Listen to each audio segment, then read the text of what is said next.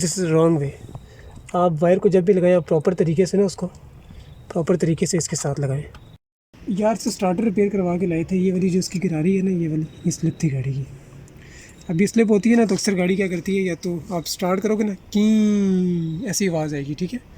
Fly wheel को नहीं घुमाती, जो स्टार्ट कर देगी की आवाज़ आती है ना गाड़ी की, किच किच करके, जिस तरह बीच से भी आती है। इंजन स्पिन करने की आवाज़ आती है, वो वैसी आवाज़ नहीं थी क्योंकि इंजन को स्पिन ही नहीं करती थी, स्लिप हो जाती थी। इसकी ये चेंज करवाई हमने गिरारी। और अब ये जो एज़ यूजुअल जो हमारी गाड़ियों में ऑल्ट्रेशन हुई होती हैं, इसमें भी हुई भी थी। यहाँ पर वायर लगती है, ठीक है, जो करंट वाली होती है, और वो वायर ये है, ये वाली वायर है, ठीक है। इसको गोल करके ना ऐसे करके लगाया हुआ था। अच्छा, ठीक है। This this is wrong way. आप वायर को जब भी लगाएं आप प्रॉपर तरीके से ना उसको प्रॉपर तरीके से इसके साथ लगाएं।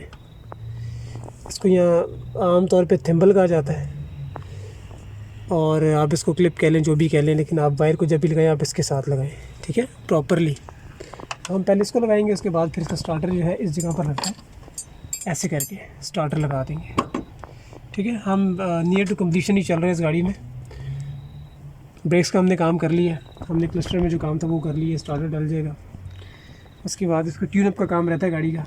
ट्यूनअप जो है वो हम आपको रोशनी में दिखाएंगे।